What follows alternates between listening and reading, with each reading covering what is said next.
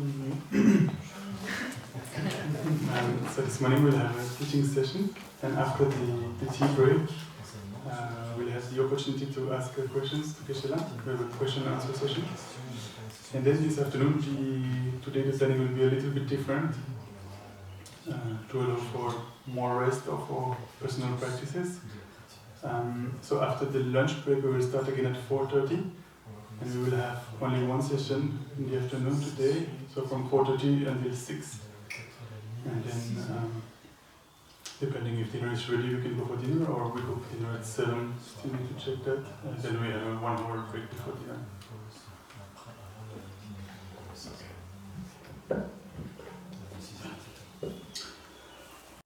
That is more for to rejuvenate.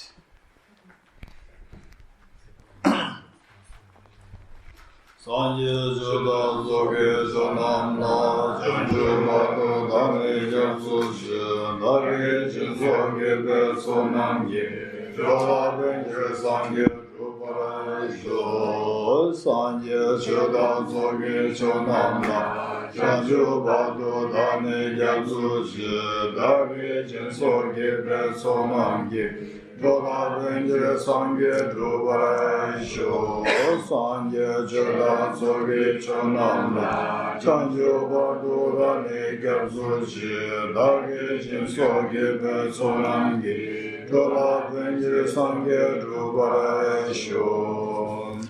I go for refuge until enlightenment.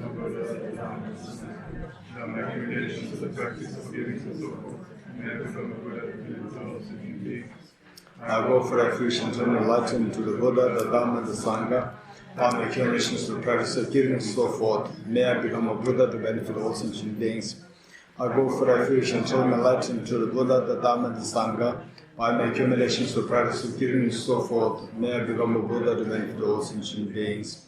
I go for refuge until I'm enlightened to the Buddha, the Dhamma, the Sangha, by my accumulations to the practice of giving and so forth. May I become a Buddha to benefit all sentient beings. Om Ye Dharma Hetu Prabhavam Hetum Tesham Tathagato Hyavatat Tesham Chayo Nirodham Evam Vati Mahashramanaye Svaha. Om Ye Dharma Hetu Prabhavam Hetum Tesham Tathagato Hyavatat Tesham Chayo Nirodha Evam Vati Mahashramanaye Svaha. Om Ye Dharma Hetu Prabhavam Hetum Tesham Tathagato Hyavatat Tesham Chayo Nirodha Evam Vati Mahashramanaye Svaha.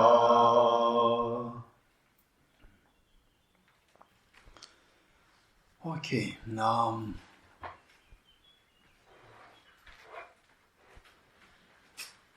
on Bodhicitta, of the two methods, we are done with the second method. Now we are doing the first method.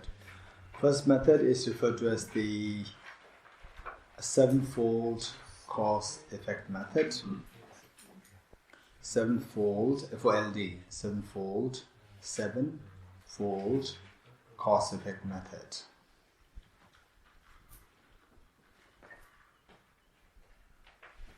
Okay, the sevenfold cause-effect method.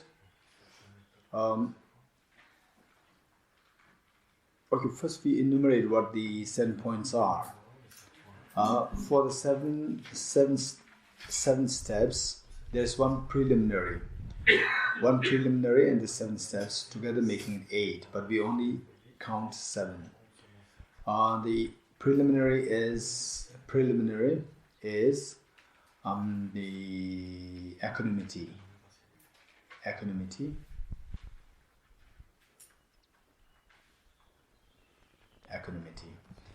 And then the seven steps. Number 1, remembering all beings as one's mothers. Remembering all beings as one's mothers.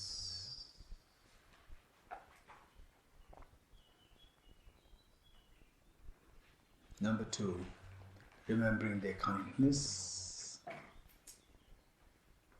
Remembering their kindness. Number 3, repaying their kindness.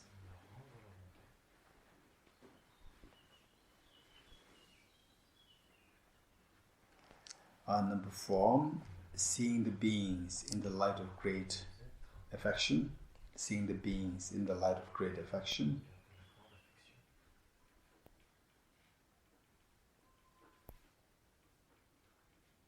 Number 5, great compassion. Number 6, altruism. Number 7, Bodhicitta. Okay, number 1, remembering all beings as one's mothers. Number 2, remembering their kindness. Number 3, repaying their kindness. Number 4, seeing the beings in the light of great affection. Number 5, great compassion. Number 6, altruism. Number 7, Bodhicitta.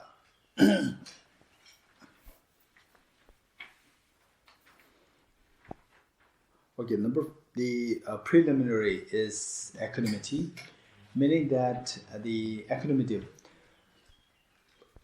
this practice, of course, the Bodhicitta practice, both methods, they're meant to bring about transformation in our own mind from a very basic, ordinary person's thinking to a very sophisticated bodhisattva's thinking. And for that matter, this is, at the moment, what we are thinking is very low, or very basic, rudimentary, very basic, and versus the bodhisattva's thinking is very sophisticated and the encompassing all sentient beings. There's a huge gap between the two. Because of this, they first to bridge, to level our thinking before we build the bodhisattva's thinking. We level our thinking. Otherwise, which is so biased. We first practice the equanimity, meaning that we have say, to some people we have excessive love, whereas to some with aversion. So this is a great hindrance and impediment to our regenerating bodhicitta. It's a great hindrance. It hampers our generating bodhicitta a lot. So for that matter, first we have to equalize or maintain a sense of equanimity towards all the beings. So how do we go about doing that? Is that let's say you love your mother so much. So here, when you speak about the love and affection here in the context of Bodhicitta practice, we have to think about the pure love and affection, not just the gender attraction. It should be the pure love and affection. And at times, even between husband and wife, they can be very pure love and affection, but in most cases it's a little tainted. So otherwise they are, I've seen with my own eyes, some couples who are their love and affection is so pure, it is beyond. It is much more and more beyond than the gender attraction. Whereas in most cases it's very affected. It's very defiled attraction, the gender attraction. Okay, so you think of somebody who you love so much, like your mother. In fact, if you can go back in time and think of the mother's love, the love that the love which survives us since our childhood. So that would be a very good example. Whereas in some cases, rare cases, then the mother, having been through a very difficult time during her own childhood, and then the little hysteric, the paranoid, and mental illness, then did not know how to take care of the child. These exceptions are there. Otherwise, generally speaking, how the mothers raise us during our childhood, that is one that I see as the most beautiful, the human, the mindset. So beautiful. Okay, so we can think about, let's say, a mother or anybody who loves you so much, one, and then the artificial person, number two, and the neutral person, three. So just see how your mind interacts in a very natural way. When you see the one you love so much, instantly a very pleasant feeling arises within you. And then when you look at the difficult person, it's so the repulsive. The agitation, aversion arises. And the neutral person, no joy, no unhappiness, no joy or no unhappiness there. Okay, so this is how our mind reacts, which means that our mind is very imbalanced. It's not equal, it's not even. So we have to first level the ground. In order to build a castle, in order to build a house, big house, we have to level the ground. Some part of the ground which is very high raised, and the other part of the ground which is so low, we have to level the ground. So for some people you have a great love and affection, for some no love and affection, instead aversion, totally uneven. So we have to make it first even. For that matter, we have to practice the equanimity. So how do we go about doing that? Is that we think about, let's say the mother. Okay, the first practice seems to be a little little odd or a little rough, but this is how we have to do. First, the mother to whom you love so much, but in other words, let's say the excessive love that we have. This, if you think carefully, the same person, the way in our own life, one individual, at one time the person was so kind to you, and the other times the person can become the worst of the enemy. Does it happen? Yeah. Sometimes? Yes, it does happen. So this is what we can see in our own lives. Okay, like this, the mother, so loving and caring this life, but in the former lifetimes, they may have been one of the deadliest of the enemies. We never know. We never know this question. This is the point. So then, in which case, if we think, the more we think about this, usually what happens is we don't think about these things. We only think about one side.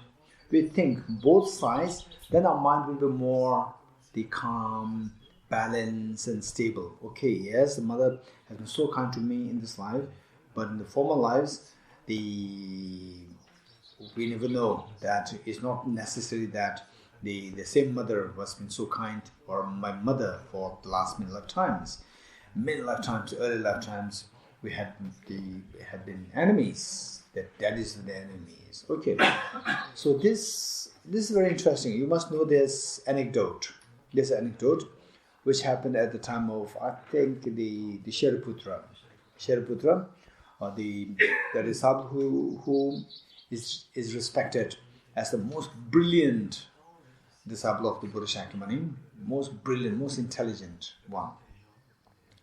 When he was going for alms round, and he entered in a village, and he saw a young girl, holding her baby infant, cuddling the infant, and then on the family dog, and then she was eating a fish. She was eating a fish, meaning cooked fish, and the dog was expecting some bones or whatever, expecting the remains of the fish, and just sitting there next to the mother. And the mother seeing the dog, mother was very unhappy. Mother meaning the young mother, and she was hitting the dog to let him go away, and holding the infant in his child. And then Shariputra, seeing this side, he laughed. he laughed. Why? The immediate, just like a few years ago, this child was the neighbor who was the deadliest enemy of this family. And the deadliest family died and took birth as her child, now cuddling the child. And her father passed away. Father took birth as a fish, and now she was eating that. And her mother passed away. Mother took the birth as a dog, and she was beating the dog. And the enemy she was cuddling with great love and affection. This was what Shariputra saw. And then Shariputra said that I could not laugh. I could not control my laughter to witness how samsara operates. So at one time you are the deadliest of your enemy, and then the next life, somehow that enemy takes birth as your child, and you're cuddling with so much of love. You're investing everything. In the previous life, you don't even want to give a piece of bread. Now this life, you are giving everything. And the one who giving everything to the one somebody who really destroyed the whole your family. And the father who had been so kind, the mother who had been so kind, the father who took birth as the fish, you're eating it. And the mother who took birth as your dog, you're beating it. So this is samsara. Okay, so this is the unevenness of our attitude towards the beings. Now, think of this, okay, even this life mother, we never know in the past life, she would have been many times my enemies. Okay, being enemies, being mother, but it's a matter of time. Today, mother, but there was a time when I could feel that she's the enemies. So if you think like this, then I should be too attached. I should not be too attached. Okay. Likewise, the enemy. Today I see as enemy. In the past life, must have been my mother so many times. So if I were to be attached to my mother of this life, I should be also attached to the mother of the former life, which is my enemy. And if I were to averse to this enemy, I should always averse to the mother who must have been my enemy so many times in the past lives. So that way, there is not much difference. It's a matter of thinking, cognitive thinking. The more we cognitively think like this, and cognitive thinking is what? Which of the five ever-present mental factors? Discrimination. Very good. Okay, this discrimination affects what? Feelings. Okay, very good. Now tell me, the how many ever-present mental factors are there? 5. Oh, good. That's easy. What are they? What are they? Contact, attention, discrimination, feeling. Okay, attention. I'm happy. Thank you. Okay, this is fine. Now the number 3, discrimination, that determines the feeling. You're getting it? That determines feeling. This is so beautiful. How the practice of Dharma can be done in very cognitively and with the help of a very active analytical thinking. This is so precious, so that you can be very confident in what you're doing. Okay, so with this we see that the mother of this life and the enemy of this life, there's not really difference.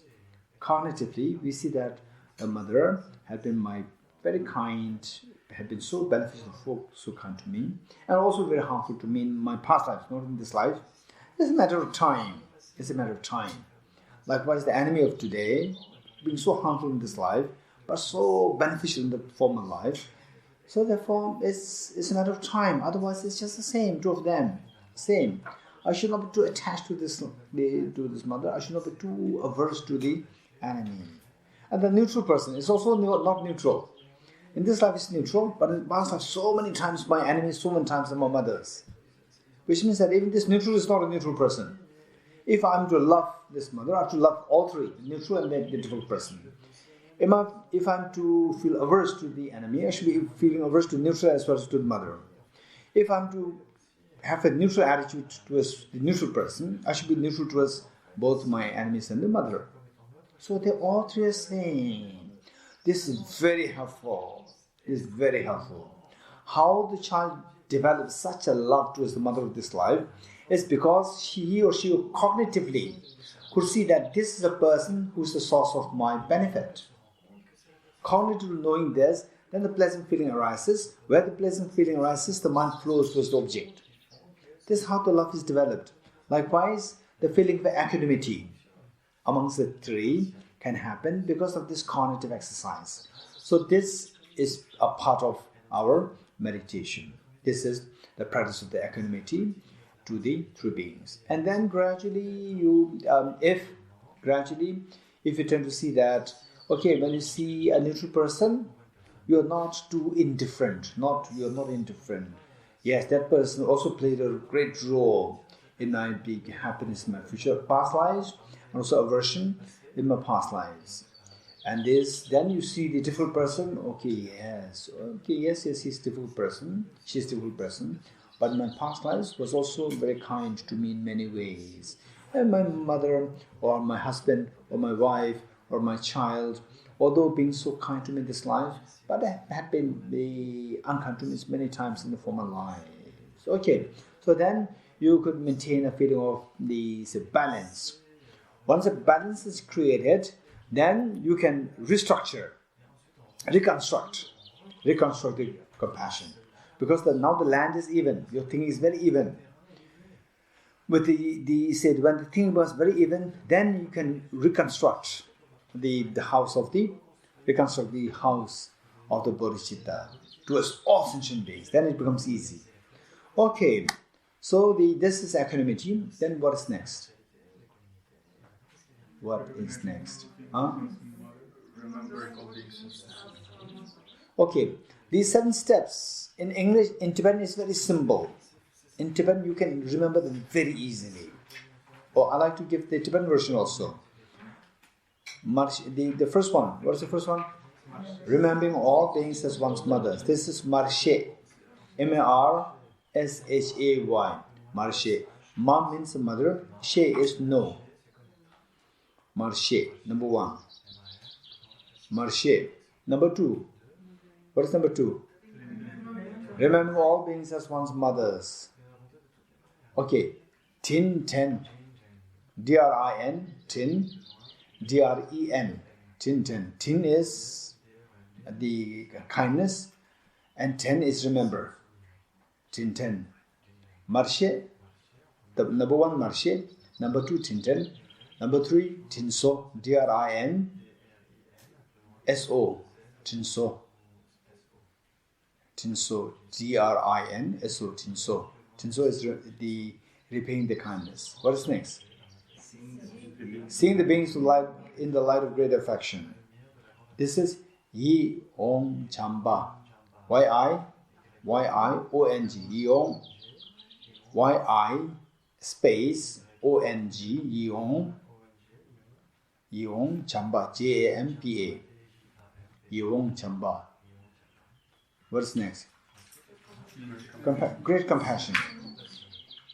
Nyingje. N-Y-I-N-G.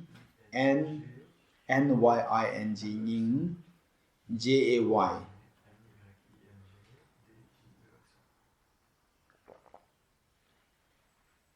Nyingje. What is next? Altruism.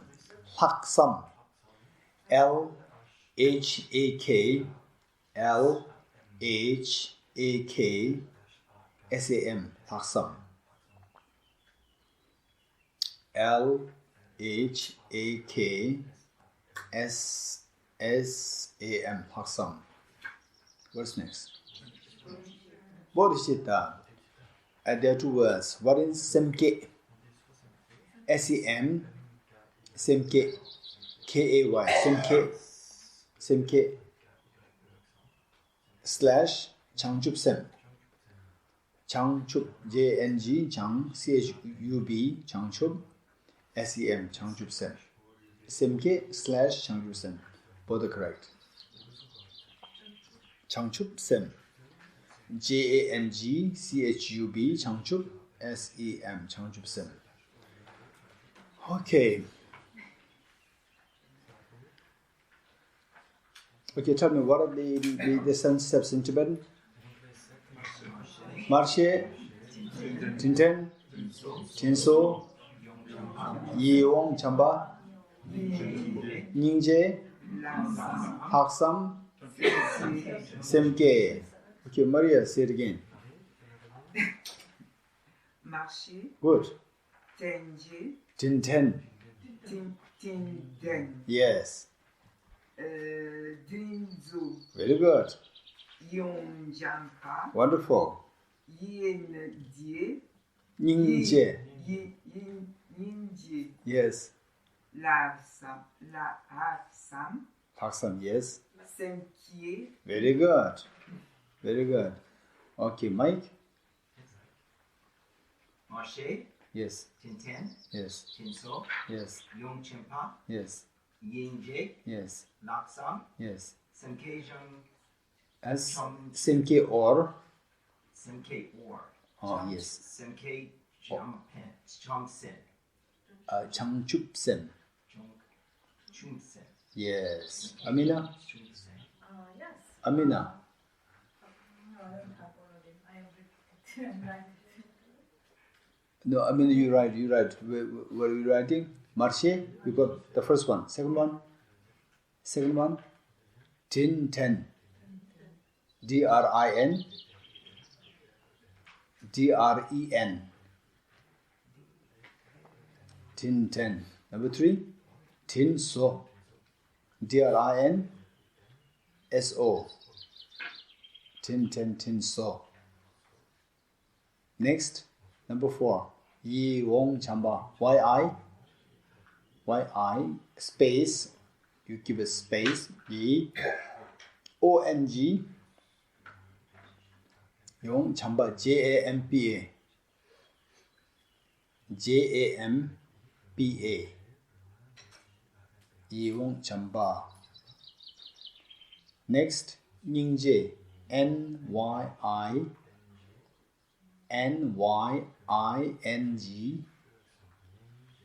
N-Y-I-N-G. Space J-A-Y. Ningje. Next, Haksam. L-H. Haksam. L-H-A-K.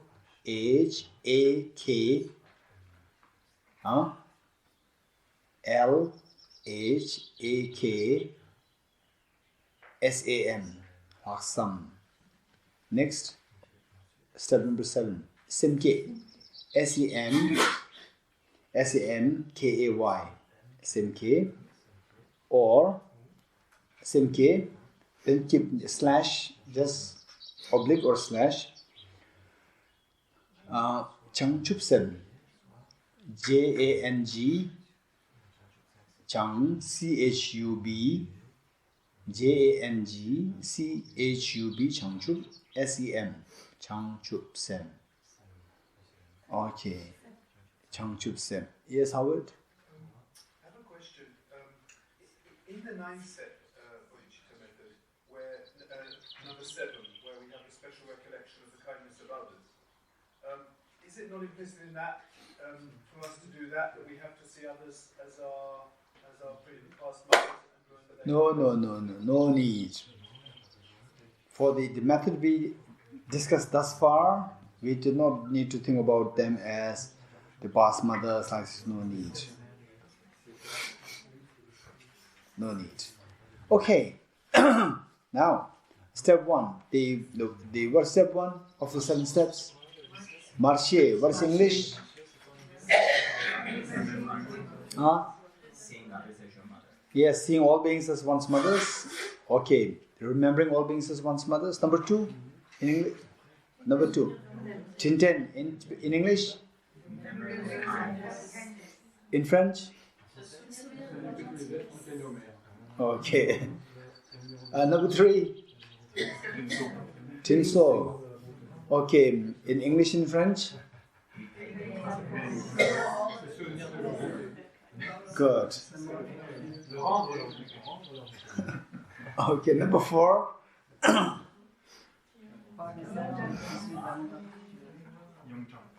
Yong Chamba. What is in English? English and French? Very good. What is number 5 in Tibetan? Ningje. What is that in English and French? Great compassion. What is number 6? Paksam. English and Spanish, French? Altruism. Number 7? Simke or Bodhicitta. Bodhicitta. Changsim is also fine. You wrote Changsim. I wrote Changjup. Sen. Very good. Changjup Sen. Yes. Simke or Changjup Sen. In English, in French? Bodhicitta. This is not English. This is not French. It's Sanskrit. Okay, anyway, this is fine. So now it becomes English or French already. Very good. Okay, step 1. What is step 1? Marche. In English, French? Okay, remembering all beings as one's mothers. This is very important. Okay. This is very important. Okay, yesterday, in fact, this is quite a common discussion. This is a very important discussion. And of course, this is, don't expect that this is something to be resolved very instantly or very quickly. This is a very important discussion about remembering all beings as one's mothers. So there, the question about rebirth comes into play. Question of rebirth comes. When we speak about remembering all beings as one's mothers means, this person A, was my mother so many times in my past lives. So the question, invariably, the question arises, how do we know that the past life is there? This question. Yes, Amina? Right? How is there a past life? How do we know that there's past life? How do we know that there is past lives? Past lives. How do we know that past lives? So for example, I was born 50 years ago. Before that, I was in another place. I was born somewhere else. I was, some other place. How do we know? When you born, that is done. No, that is what is so obvious. That we don't need to prove. Right? We born, we die. We die, then we again take birth. And born again. Born again, yes. Okay. So this is something that we have to explore. We have to explore. This is a very serious matter, the rebirth concept. This is going to be a quite a long journey. It's not a just one day journey. It's quite a long journey. You have to also explore. Look, to prove rebirth. How many you find this topic very interesting? Rebirth. Yes, positively interesting, negatively interesting also. Right? Okay, how do we know that past rebirth is there? Right? Okay. So I personally, my thinking is that, and there are people who talk about, some children remembering their past lives. Okay, this is one thing. Usually I don't bring them up. Okay, now, what is important for us is we have to maintain a very open mind. You have to maintain a very open mind. Don't begin by saying that there's no rebirth. Don't begin by saying that there is rebirth. Don't begin by saying rebirth is there. Or there's no rebirth. Don't begin like this. Begin with a very open mind, with a clean slate. Okay. And for your information, quantum physics, keep this in mind. Quantum physics is difficult to be proven, very difficult to be disproven also. We cannot prove it easily, we cannot disprove it easily, quantum physics. Only very intelligent people can, and they go into this endeavor. to talk about quantum physics, whether it is true, not true. In fact, at the time of Albert Einstein, there was a huge discussion. Quantum physics, Albert Einstein was not really in favor of many parts of quantum physics. But many other people, they blindly follow quantum physics. And quantum physics is not a blind faith. It's about rationality. And still, only the brilliant people like Albert Einstein can talk about whether it makes sense, not sense, and so forth. Likewise, rebirth is not an easy issue. So therefore, rebirth is something that we have to, and it's not that only if you're intelligent you can know this. If you're not intelligent, you will not know this. This is also not a point. But it will take time. So the way I always present emptiness is very simple. It is not that simple the way I present. It is not difficult the way some people say it's so difficult. That is also not true. The way I present is so simple is also not true. Right? The thing is that why I'm making it very simple is that people don't feel discouraged. Because without this is the greatest gift from the Buddha Shakyamuni, the wisdom of emptiness. If we say it's difficult, then we are losing the share of the Buddha Shakyamuni's gift for us. So therefore, in order for people to feel the joy in embracing emptiness, I try to make it very simple. And then, as the person embarks on the journey of emptiness, then the person will realize that it's not that easy, but at the same time it's a very interesting journey. Once a person feels that it's an interesting journey, the person will keep continuing. Okay, so likewise, to explore whether there's rebirth is not an easy journey. It's not just 1 hour lecture and then it decides. No, it's going to be an ongoing journey. Okay, so just for information,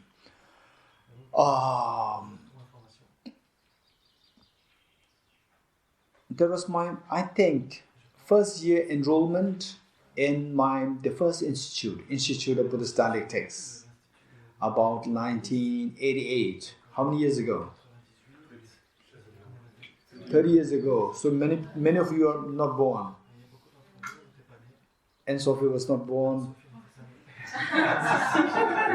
Yeah. And then the Jen was not born, and then Thomas was not born, Frank was not born, Bas was not born, Isabel was not born, and Daniel was not born. Daniel was also not born. Patrick was not born. And the Charles was also not born. And Mark was also not born. Okay, what I'm saying is that it was like 30 years ago when I first enrolled myself in the institute out of my high school. And for information, when I was in high school, okay, when I was in the 8th grade, what is that in French? The same system? 8th grade. 4 years before the high school. Oh no, 4 years before completing the high school.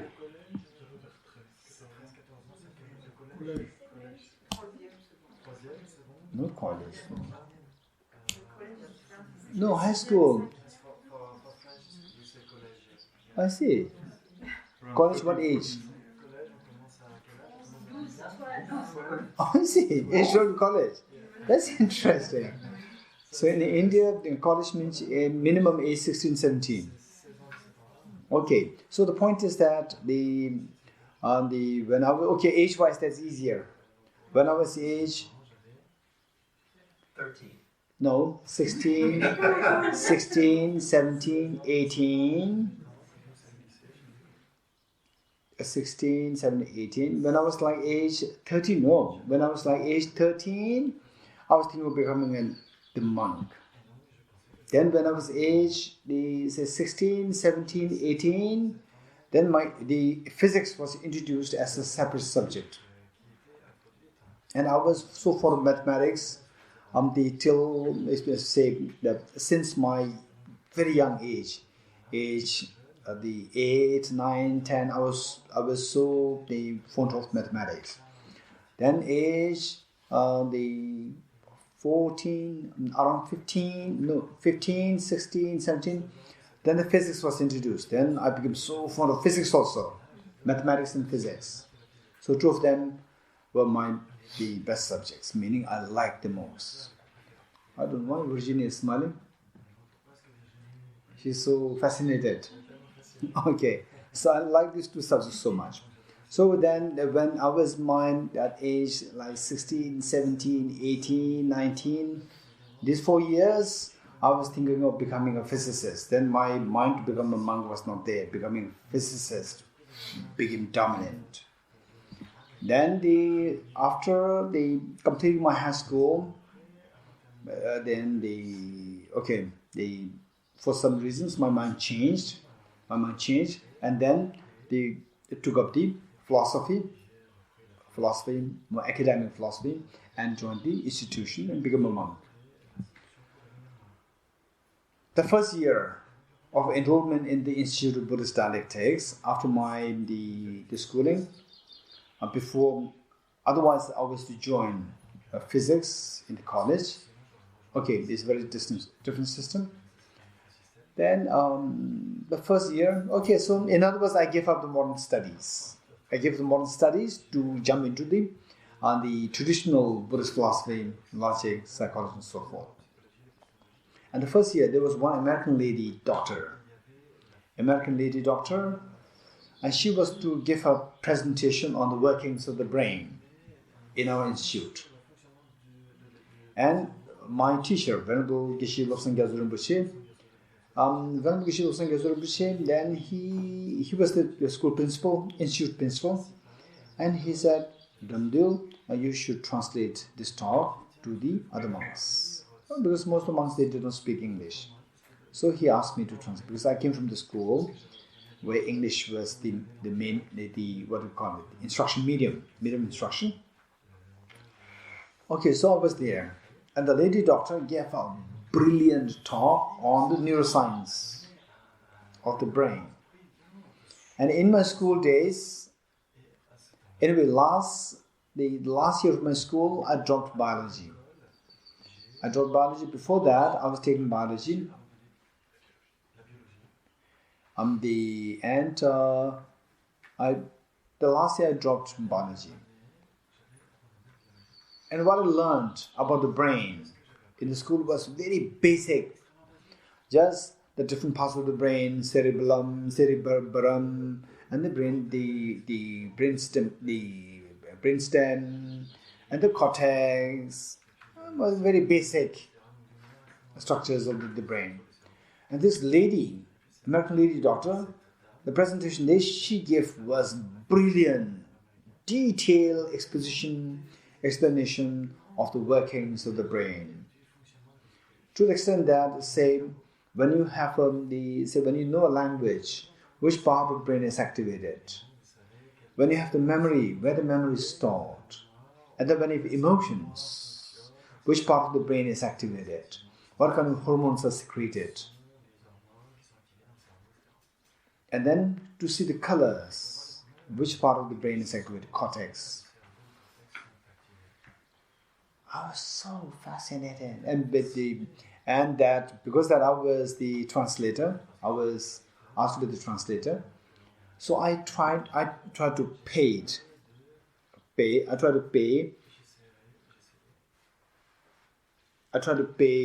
attention to this to the best I can, so that I can give maximum to the audience.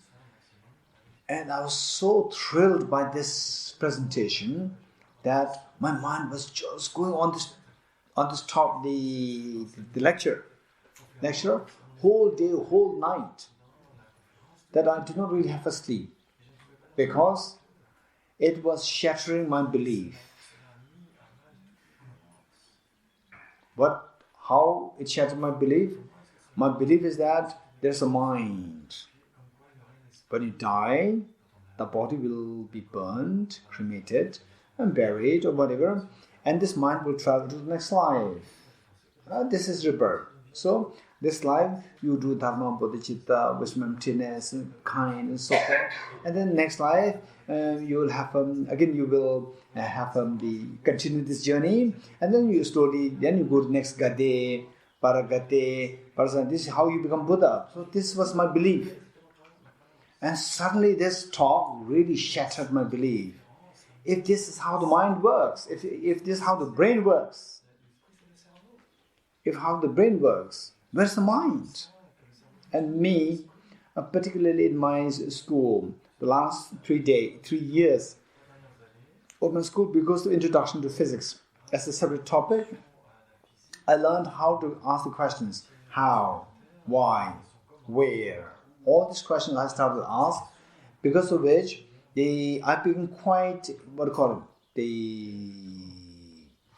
in the negative sense, skeptic about many Buddhist concepts.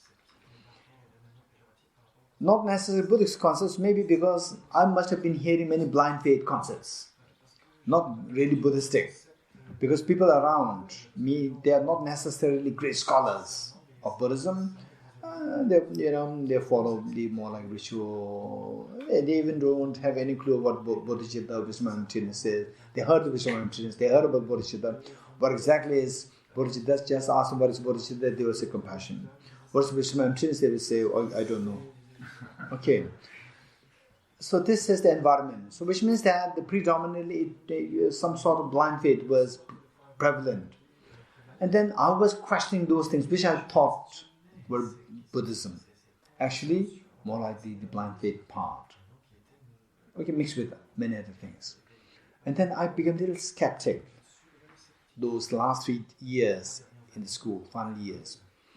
So with this mind, and then this lecture came. This lecture on the brain came, and that really shattered my belief in Buddhism. If this is how the brain works, where is the mind? If there is no mind, how can I say that this life is gate, next life is gate, then para gate, para sangha the Buddha? Where are all these things? If there's no mind, how can I account for the rebirth? If there's no rebirth, how can I account for achieving Buddhahood within the few lifetimes? So there should be few lifetimes. This was a big question that came to my mind, and literally I did not have sleep that night. And I was just about like 20 years then. I was about just 20 years. 20 years means, okay, who's youngest here? Thomas. 23. Okay, I was 3 years younger than Thomas that time. Okay, so then I told myself, okay, now don't start as a Buddhist. I told myself, don't start as a belief that I'm a Buddhist. Start with a clean slate. I told myself, start with a clean slate. Don't believe that what the Buddha said is correct. Start from scratch.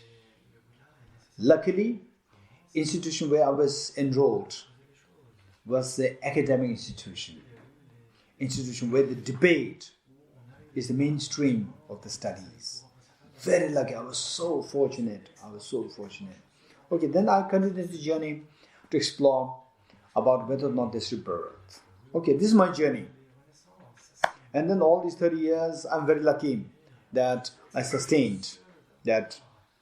Okay, this is a brilliant, amazing concept, without which my life would have been just meaningless. This concept of rebirth is so precious. Okay, so the question is rebirth. To as the first part, remembering all beings as one's mothers. Okay, what's the first? What are the 7 steps? What's number 2? Okay, all of us. What's number 2? Huh? 10. Okay, let's say this in French and in English. 7 steps together. First step. Number 2. Number 3. Number 4. Number 5. Number 6. Number 7. Very good. Okay. So why did you stop your journey on rebirth? It was getting so interesting. Huh? We want to know. Why did you stop your... No, I'm not stopping. It's a transition. It's a transition now. It's a transition. Yeah, it's a transition. Okay. So now The first step, remember all beings as one's mothers, which means that they should be the past lives. Okay, somebody who I see as person A, although unknown to me in this life, but no doubt was my mother many times in the former lives. How do we know that? This question. In the first place, we have to know that rebirth is there. How? How do we know that there's rebirth? Okay, this is the question. This is how we have to begin. Don't begin with, yes, there's rebirth, and then you start your the postulates. No. Don't start by saying that there's no rebirth. Don't start like this.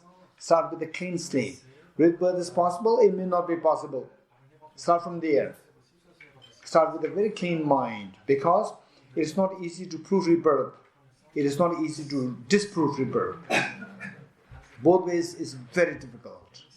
Okay, just as quantum physics, to prove quantum physics is difficult, to disprove quantum physics is difficult. So therefore, we need one, keep in mind that it is an ongoing journey. It is not just 1 day lecture or 10-day lecture. It's an ongoing journey. Okay, now to speak about rebirth, say if I were to take rebirth, so when the person dies, what the person has is the body and the mind. And if possible, what is important is that there are many philosophical traditions who believe in rebirth. There are many philosophical traditions who believe in rebirth and some who do not believe in rebirth. Fine. And within those who believe in rebirth, luckily, Buddhism is a tradition, Buddhism is a philosophical system which emphasizes on empiricism. Buddhism is a philosophical system which emphasizes on the empirical evidence or empiricism, not on the abstract phenomena which we cannot feel, which we cannot experience, which we cannot witness. Whereas there are many philosophical systems who base the concept of rebirth on the basis of abstract, non-empirical the phenomena. Whereas luckily, Buddhism explains the rebirth on the basis of empirical evidence. Is the empirical system, a system based on empiricism.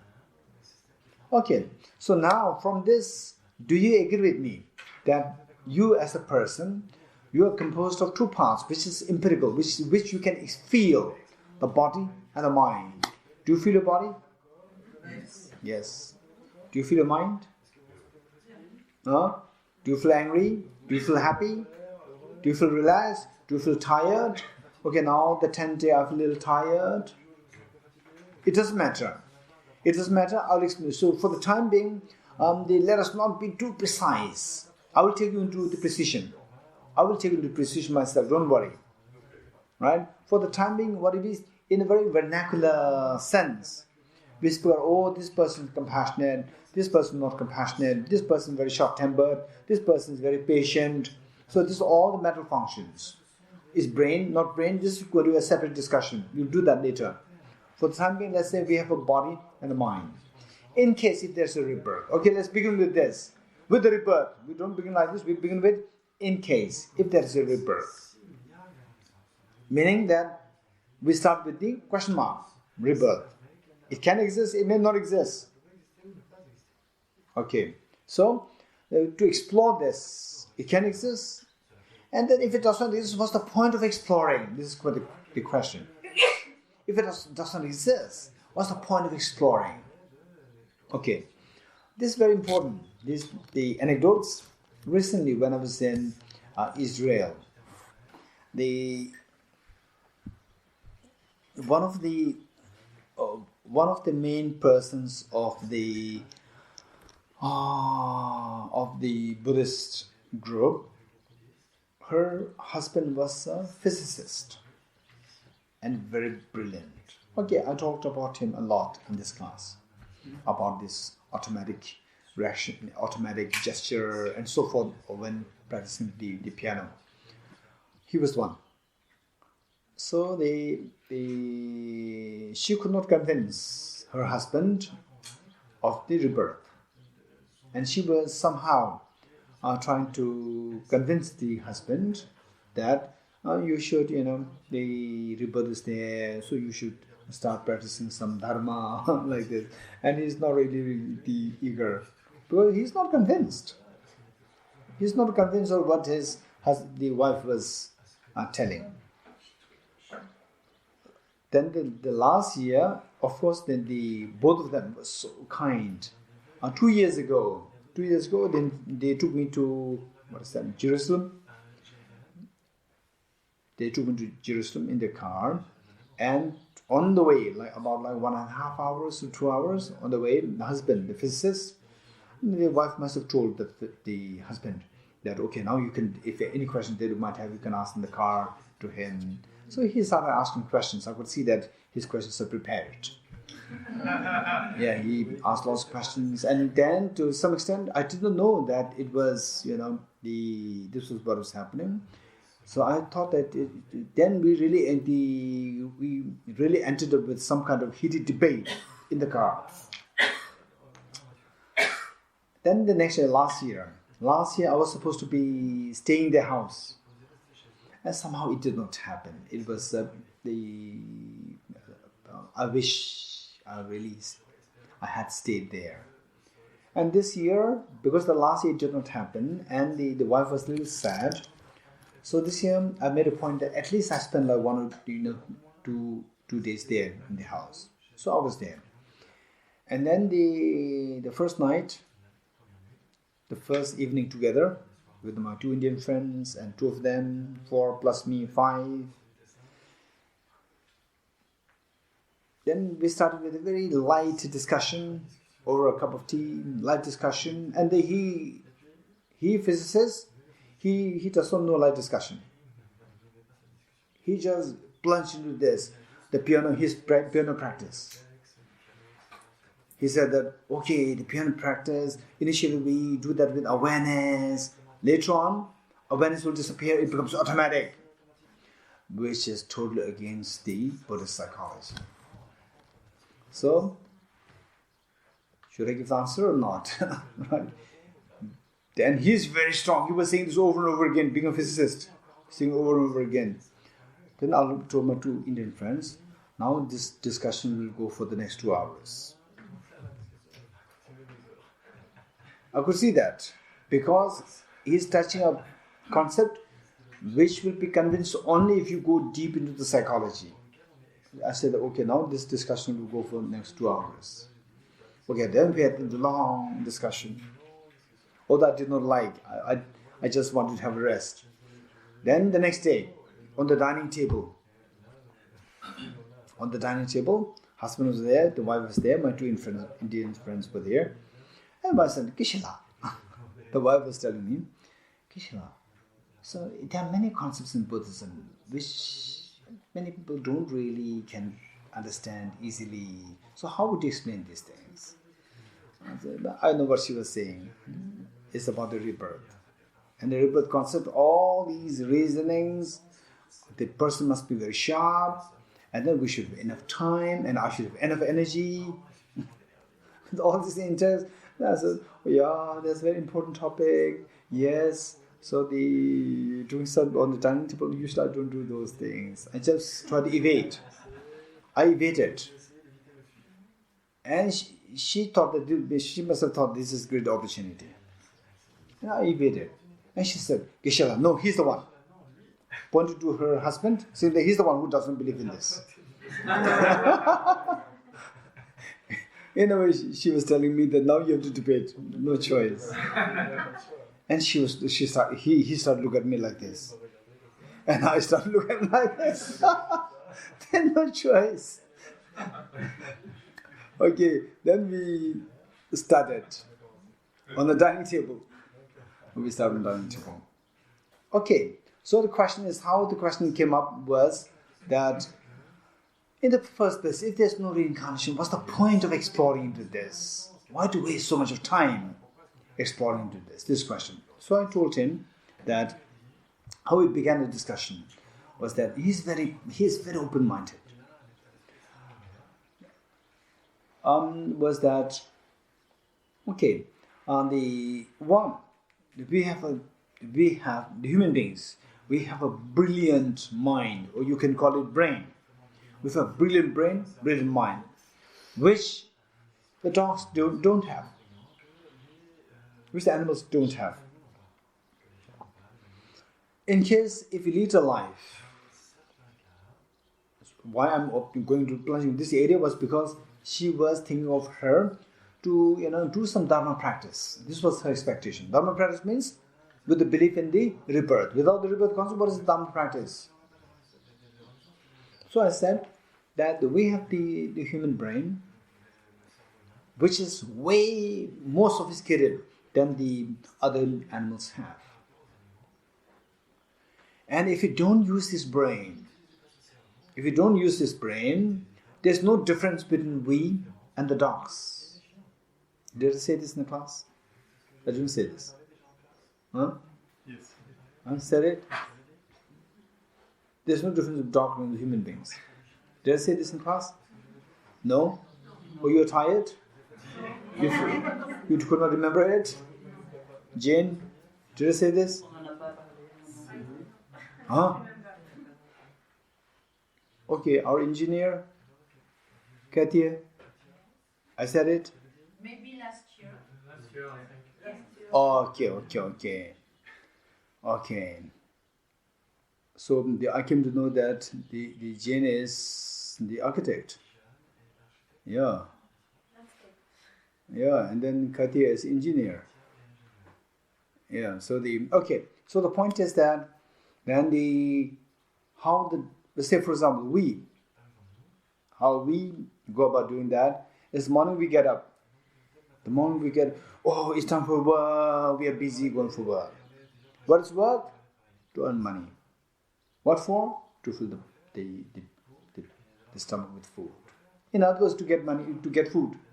Dogs also get up, wake up, and go in search of food. Same, there's no difference. And then in the evening, after 8 hours of work, we feel tired. Come home, dogs also come back. Same. And then we extra thing that we have to do is watch the television to make us more tired. And the dogs, they don't do watch television, they go to bed directly.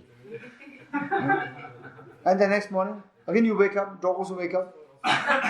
Dog goes to go look for food, and we look for food in a nice way. Job. Actually, is looking for food. What's the difference between dog and human being? It's same. There's no difference. It's just the same. There's no difference between human beings and dogs. And particularly, same human beings have this brilliant mind. What is the use of that? Number one. Number two, and you are a physicist. Physicist, your brain is exceptionally bright, so well trained. What's the use of that? So, this brain, the brilliant mind that we have, must be used to explore something which the dogs cannot do. What is that? To see what I'm seeing is reality or not. The dogs will never explore that. What I'm seeing is objective real or subjective real. The dogs cannot do that. We can do that. Number one. Number two, whether or not my mind, after my death, I continue or I discontinue. This is what the dogs cannot imagine. We can explore, right? If we don't explore, and in case if there's a rebirth, if there's rebirth, and if you don't explore, it is like a small child who said, "Mom, I don't want to go to school," right? Dominic, when Kunjala was young, and he said, "I don't want to go to school," many times. Yes. And Isabel also said many times, "Mom, I don't want to go to school." She never said it. Huh? Only Kunjala. Okay, Isabel is a good girl, but the Quintana was, not keen to go to school. Oh, I don't want to go to school. Okay. Whereas the mother loves the child so much, mother will force the child to go to school. Because the child only sees today. The child doesn't see what is 5 years later, what is 10 years later. But the mother sees not only today, but what is 5 years later, 10 years later for the child. So therefore the mother will somehow persuade the child to go to school. Whereas if the reincarnation, rebirth is there, and then if you don't explore it, we become like a small child. We become a small child who only sees today, not the next life. And then what is the problem? We will not prepare for the next life. And if there's rebirth there, if you don't prepare this, when the next life hits you, you are not at all prepared. This is where we go wrong. So, if there's no rebirth, you explore it, and if there's no rebirth, fine. Quit the idea, right? And you're very confident. There's no rebirth. Whereas if there's rebirth, it's very scary. You're not prepared. While you have this brilliant mind to prepare yourself, to make a whole preparation in this life, and you're not prepared, this is a great loss. Okay, this is how this journey begins. Okay, with this, now whether or not there's rebirth, for that, if there's a rebirth, this is how we begin.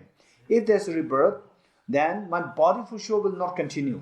My body will not go to the next birth.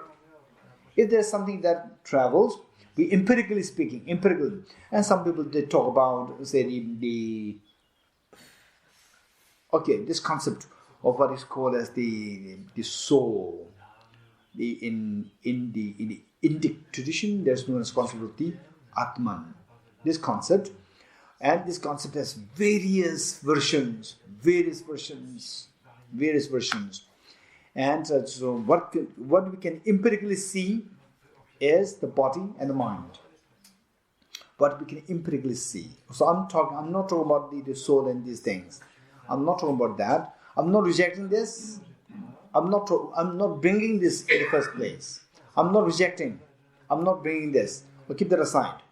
What I'm talking about is the empirical reality that we can feel, or the reality of the self which we can empirically feel. That is the body and the mind. Do you agree with me that the body is something which I can feel, and the mind which I can empirically experience? Okay, if you don't experience this too well, don't worry. For the time being, at least are you aware that sometimes I'm angry, sometimes I feel sad, sometimes I feel happy? Do you know this? Is that empirical or not empirical? Is that empirical? Yes. Okay, yes. So whether that is brain or mind, don't worry. Let's do that later. As long as you know that yes, sometimes I become happy, sometimes I become not happy. As long as you know that there's such a phenomena of happiness, unhappiness, depression, and the anger, compassion. As long as you know this phenomena, that's good enough. This is, for the time being, let's say, mind. If there is something which travels to the next life, this body, no doubt, it will not travel. If something that travels, it should be the mind. Then the next question is whether or not there's a mind which exists. If the mind travels to the next life, the brain you're going to leave behind. The brain either is going to be cremated, buried, or whatever. And if the mind travels, then the mind and the brain, these two should be two distinct entities. These two should be two distinct entities. Now that you're already introduced to the entity-wise different, isolated-wise different. You're getting it? Entity-wise different, entity-wise one. Isolated-wise one, isolated-wise different. Okay, tell me. The flower and the flower and the house. Entity-wise one is different. Huh? Entity-wise one is different. The flower and the house. Huh? Entity-wise different. Okay. Till what time? 12? Okay. Entity-wise different. Now, say there is the glass full of sand, glass full of sand, I put water in this. Sand and the water, these two mix. The sand and the water inside the same glass, entity-wise one are different.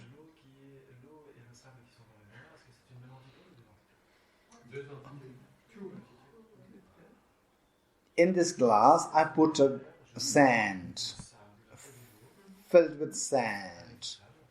Then on top of this, I put water. Right? I put water. Now the sand and the sand and water, these two mix.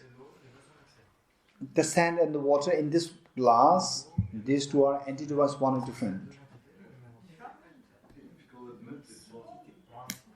Huh? Hey, entity was one different. You already learned it. Don't think that this is an alien concept. Huh? Hey, the water and the sand in this glass, entity was one different. Okay, raise hands those who say they. Okay, don't listen. Don't look at other people. Speak your mind. Speak your mind. Okay. Raise hands those who say entity was different. Raise hands. Don't be scared. Entity was different. 1, 2, 3, 4, 5, 6, 7, 8, 9, 10, 11, 12, 13, 14, 15, 16. Okay. Entity was 1. Raise hands. Entity was 1. Raise hands. 1, 2, 3, 4, 5, 6, 7, 6 and 7 and 16. Okay, I'm happy. At least the number who said entity was different is more. And these two entity was different. Although they are in the same container. Okay, in this gomba, the books and human beings, entity was one different. Huh? Okay, those of you who said that the sand and the water inside the glass, these two entities was one, raise your hands. Okay, you give me the answer. In this house, the people in this house and the books in this house, these two entities was one different. How different? How? Very different. How these were different? Tell me how this entity was different. The books. They're separate. Huh? They're separate. Okay. Separate meaning? Okay, we defined it one way. Anybody remembers how we gave the meaning very clear? I did not give the definition. I gave the meaning of the entity wise different. Howard? We say that they're not an integral part of the house. No, I do not say anything about the house. I said You said in this house. No. In this house is a reference. It's not the two things. The house, no. The people in the house and the books in the house. These two entities was one or different. Huh? Okay, what do you mean by entity-wise different? They give me the meaning which I gave you, I think day 2 or day 3. The meaning that I gave you. Yes, Cecile? What is a substance is an entity. No, I do not ask you what is entity. I ask you entity-wise different. What's the meaning of entity-wise different? Frank? Different bases, so you point at different objects. Okay, Frank got the 50% correct. Anybody who likes to give the additional 50? Frank got 50% correct. Anyway, he got the correctly, but I'll put it more precisely. They don't have any common locus. No, please. From the object side, Say it again. they are different from the object side. Very good. Okay, when you go to point to the object, whether these two one are different, the books and the person, people inside, when you go to the object to look for the one are different, then we're looking for the entity was one are different. When you go to the subject to look for the one are different, we're looking for the isolates one are different. Okay, so when you go to the object to look for, okay, this is a human being, this is a human being, this is a human being, and this is a book, this is a book, this is a book, this is a book. So we have to point to 2 different objects. We have to point to 2 different objects, so therefore these two entities was different. Likewise, it's just it's just a difference in the magnitude. It's just the difference in the magnitude. In this gomba, in this glass. You getting it? I said in this gomba and on a smaller scale in this glass. The people and the books, the sand and the water. The same. If the persons and the people and the books, this entity was different in this gomba, in this glass, the sand and the water, these also different entities, naturally. The only difference that I don't understand is that with the water and the sand, they become a new object. They become mud. Whereas me No, and they are books, not mud. They're not mud. They are not mud. I said sand. You said No, sand. I did not say clay. Clay becomes a mud. Okay. So No. thank you. Yeah. Thank you. Okay, so these two are entity-wise. So look, if you cannot give me the answers from what we did the last 10 days, we cannot go into rebirth. Huh? Brain and mind, whether these two are entity-wise one or different, this is where we are discussing, and you are not sure what is entity-wise one or different. Huh? Brain is the same. Brain and the mind, these two are? No, not as mine. Body. The brain and the mind are these two entities one are different. I'm not talking about the brain and the body. I'm talking about the brain and the mind. These two entities one are different. Okay, don't give me the answer now. What I expect you to know is what does it mean by entity-wise one or different? If this is clear to your mind, then I will discuss on the brain and mind, what's the relationship? Entity-wise one or different? This is what I'm going to discuss. Don't speculate. Don't speculate for the time being. Okay. The brain and mind are the Nobel laureate. A Nobel laureate in physiology. Nobel laureate in medical science, or Nobel laureate in physiology. Professor Eric Kandel. Professor Eric Kandel, in his book, In Search of Memory. I'm so happy that Professor Paul Ekman, when I was there with him for about 5 days for reviewing the book of His Holiness and himself, I must have asked him about such books. Then he said that he pointed to the book. Eric Kandel's book was lying on his table. He said, this book is good. This book is good. You can take this book. You can read this book. And then I read this book and I was so happy that I came to know about this book, In Search of Memory. It was more like his research. He was a Nobel laureate, 2004 Nobel laureate in physiology. His book, In Search of Memory. I read this book, and in the opening pages, I think about 4 or 5 pages later, and in the first 4 or 5 pages, he mentioned that according to the current neuroscientists, okay, let's listen. According to current neuroscientists, the hypothesis is a hypothesis. It's not proven. Hypothesis, there are 2 hypotheses. 1, there's no mind. It's only the brain. Hypothesis number 1. There's no mind. It's only the brain. Hypothesis number 2.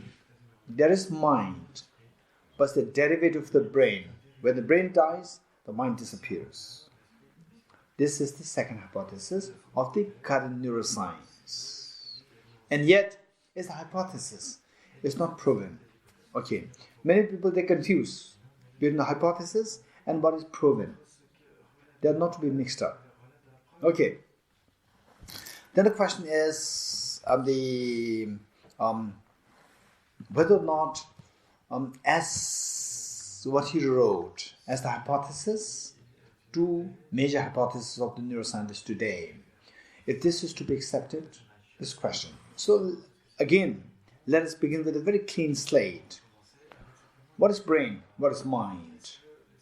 Whether or not the brain and mind, these 2 are one, or the mind is the derivative or the emergent property of the brain, or the mind and brain, these two are very distinct? This is the question. Well, you don't say, yes, these two are one, these two are different. Don't jump to this conclusion.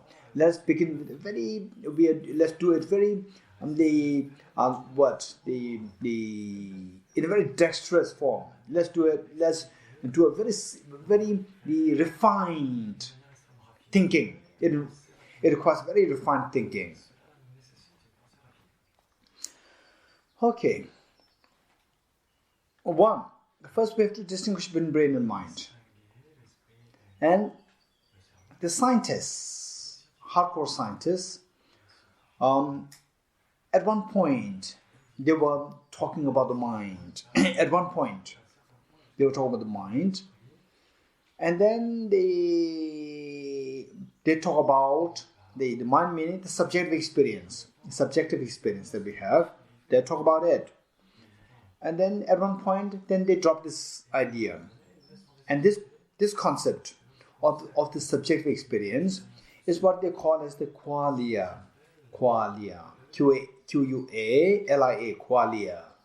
Qualia meaning it's the subjective experience. They talked about qualia to a great extent.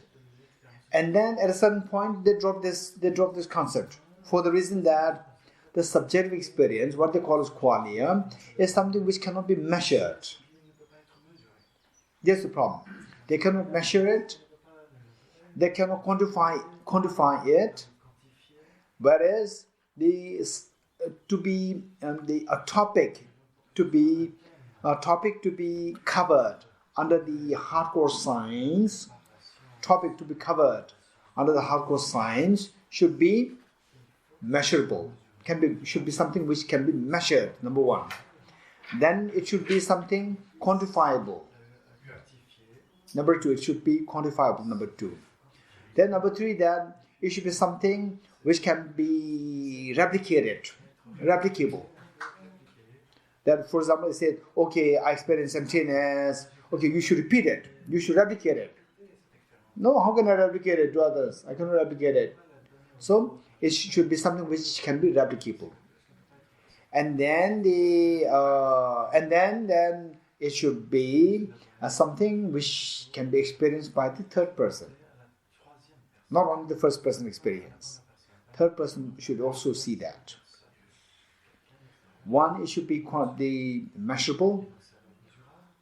It can be measured. Number two, it should be quantifiable. Number three should be that you should be able to replicate it. Then number four, the third person should experience it, not only first person experience. For example, if I experience the wisdom of emptiness, okay, let's say if the Patrick experiences the wisdom of emptiness, then we cannot really,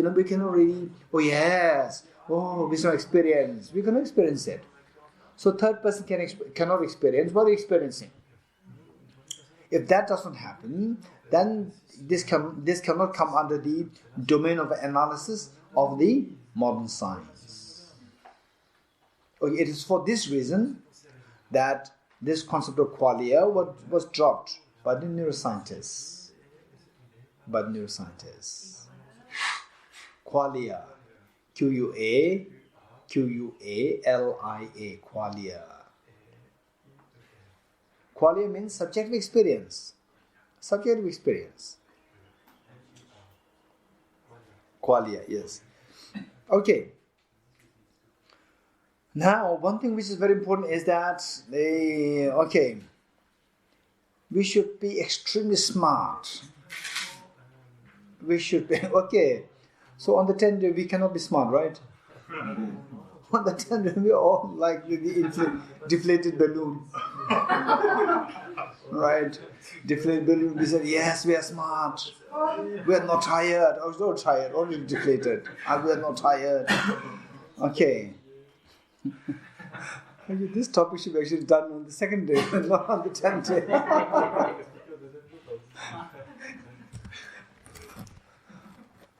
Okay, tea break.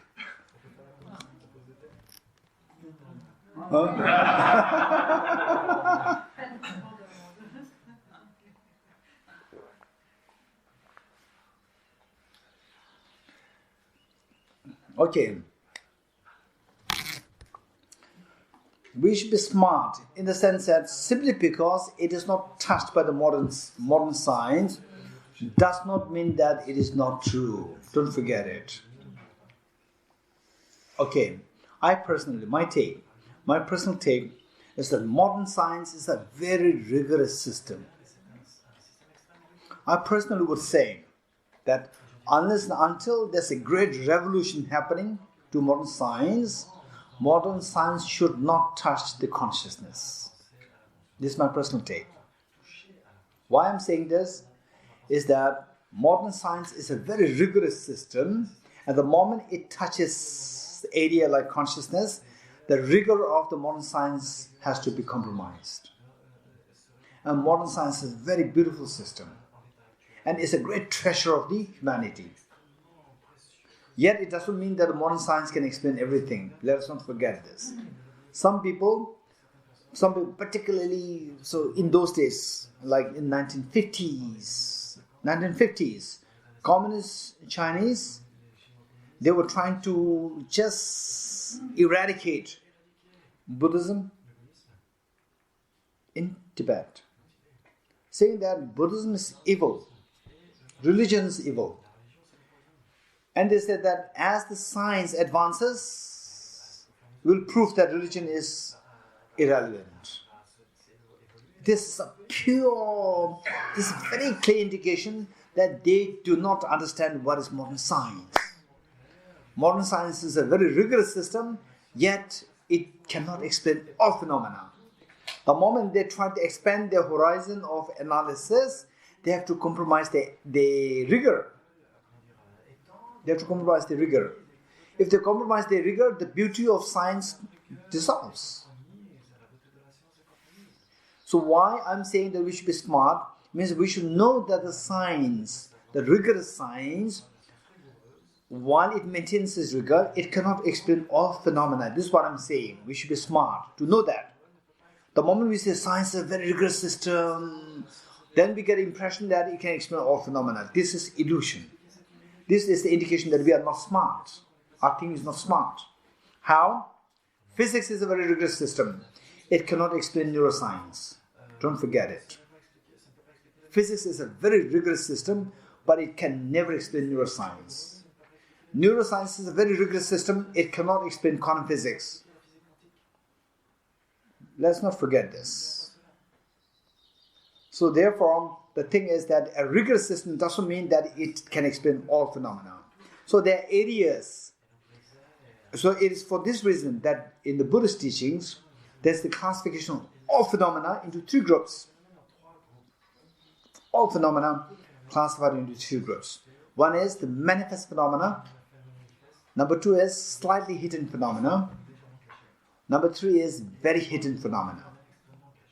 Manifest phenomena, slightly hidden phenomena, and very hidden phenomena. Modern science can touch the manifest phenomena.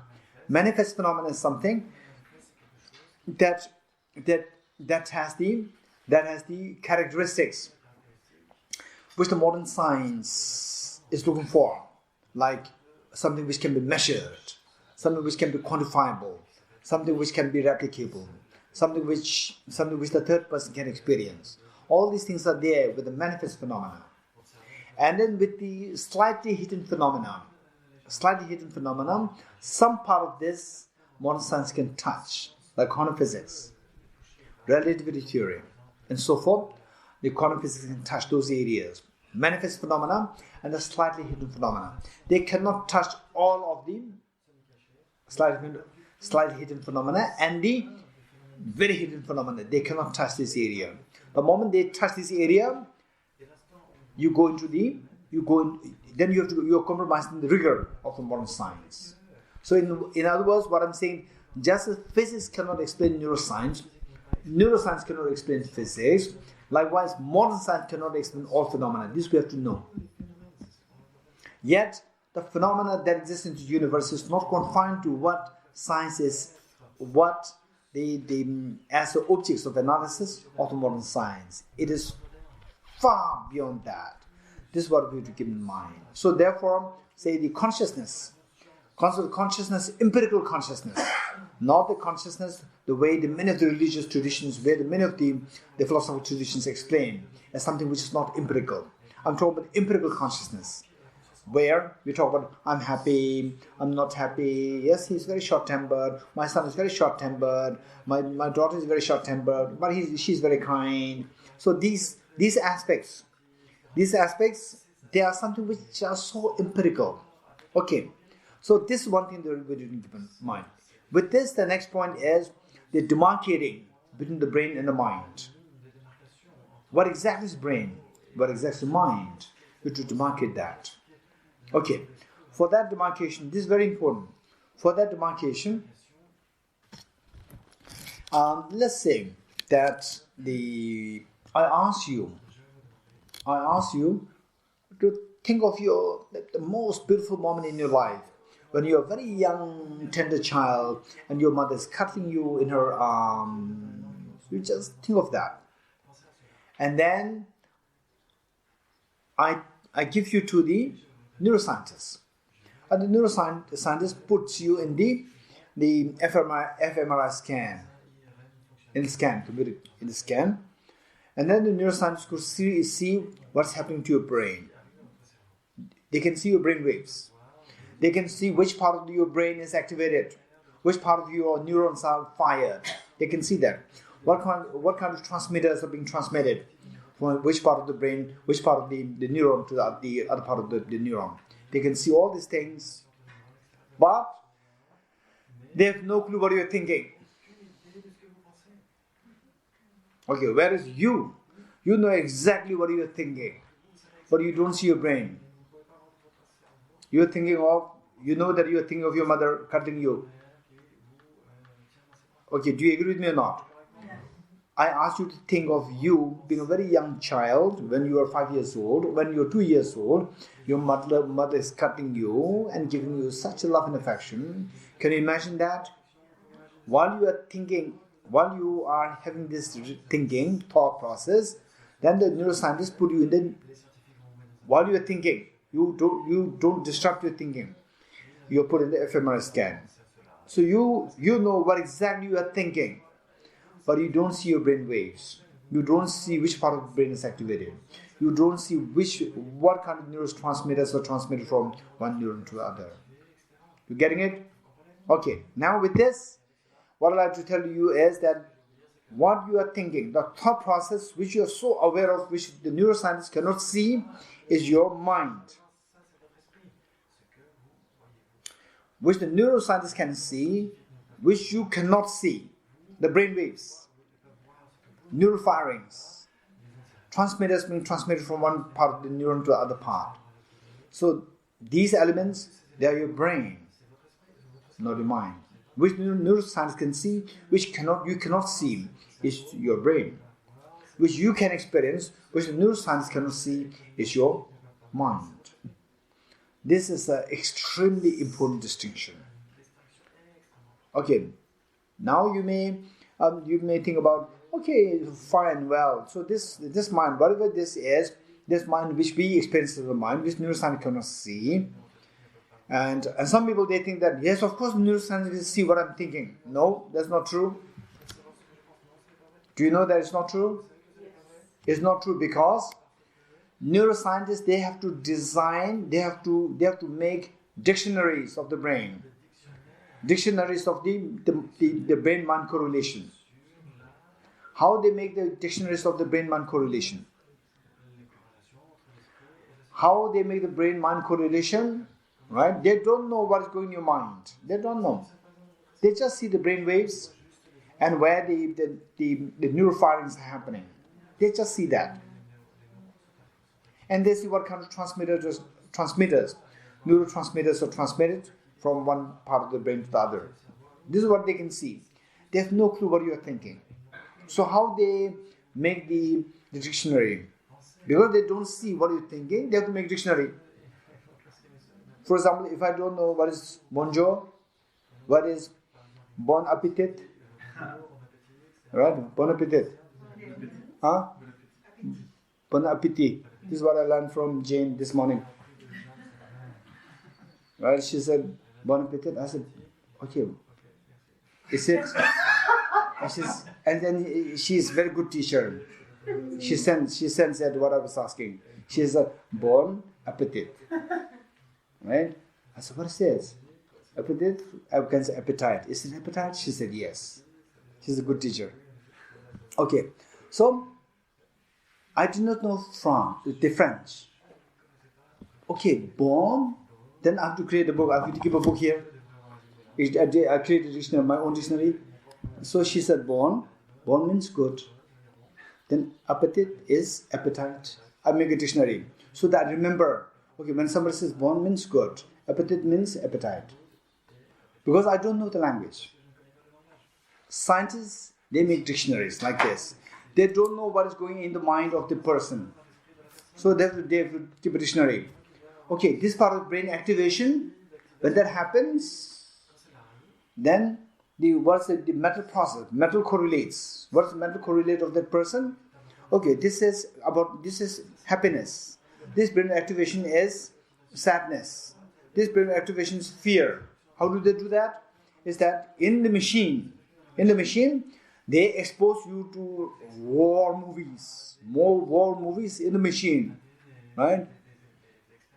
And then your mind is so actively there, and while you're watching this movie, your mental, so much fear, all these things happen. Then they're watching the brain activation. Which part of brain is activated? Oh, when this part of brain is activated is fear.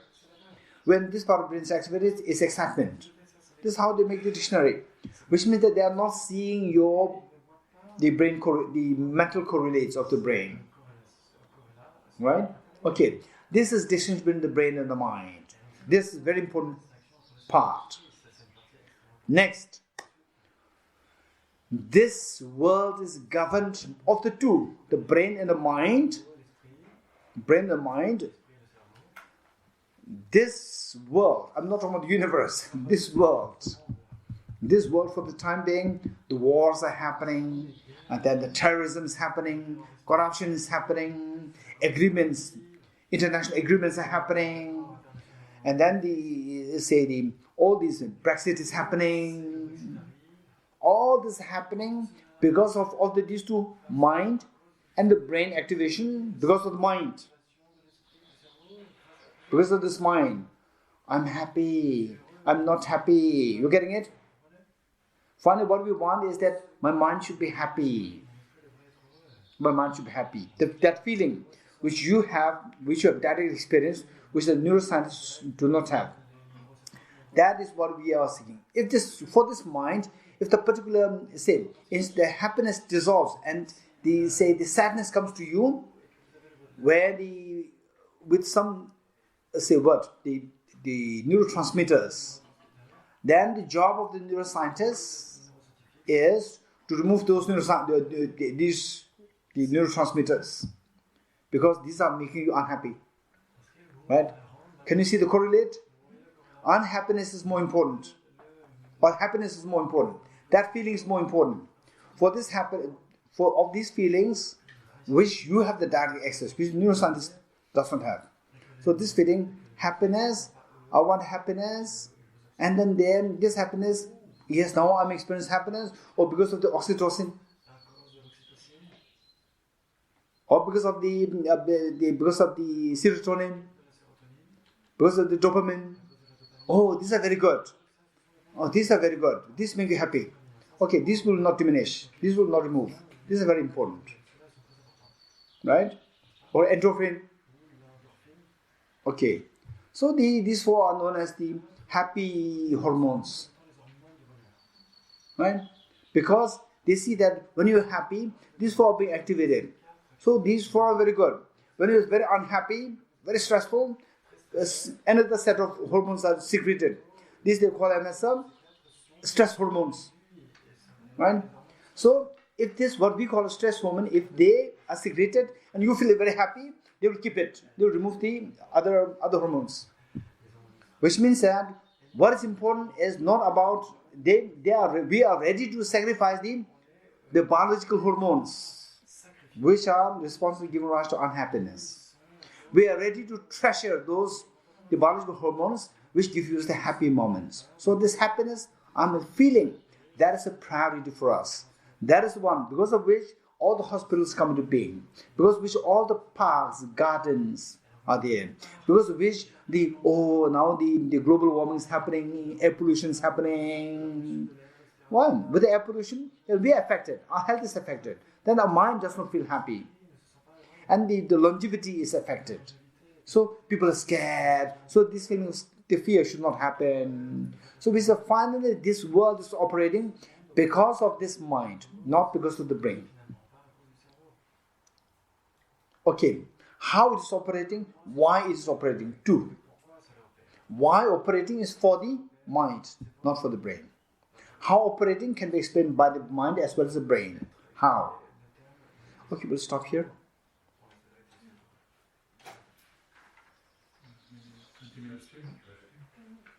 20 minutes and then question answers. Which one? Okay. Why this world is operating is for the mind. How it is operating is because of the brain and the mind both. How and why is for the brain and the mind. Both. Why is only for the mind, not for the brain. Because we are ready to sacrifice the brain. We're not ready to sacrifice the mind. Same, if you feel, okay, this part of the brain is very important. Okay, this part of the brain is very, very important. For example, amygdala is very important. Right? Amygdala is very important. And then with amygdala, if you keep the amygdala, you feel so much pain. Let's say you feel so much pain when the amygdala is removed. Then you are so happy. You say, please remove my amygdala. You're getting it? Whereas no, I don't want to lose amygdala. If my happiness disappears, let happiness go away. Will not say this. If the amygdala removes and the happiness comes to you, please remove the amygdala. We are ready to sacrifice the body. We are not ready to sacrifice the mind. So that is the priority. That is the central. That is the centrality of the whole operation of the world. And then from the Buddhist philosophy, we speak about the whole universe, not only the world. Whole universe is operating because of the centrality of the mind. Okay, we'll keep a short break. 12:45 we'll come back. Okay, 12:45 we'll do the question answer. And then afternoon we have one session at 4:30. Okay. Yes, 4:30 we have only one session, right? Okay, good. Om Gati Gati Paragati Parasangati Bodhiswaha Om Gati Gati Paragati Parasangati Bodhiswaha Om Gati Gati Paragati Parasangati Bodhiswaha.